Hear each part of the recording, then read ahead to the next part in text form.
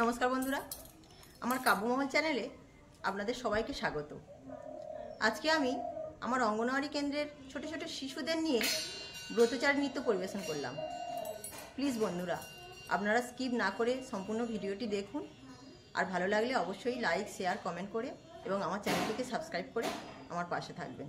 লাগো কাজে কোমর বেঁধে, খুলে দেখো জ্ঞানের চোখ, কোদাল হাতে খাটে যারা, তারাই আসল ভদ্রলোক। ভুলে মানের বালাই, ঝেড়ে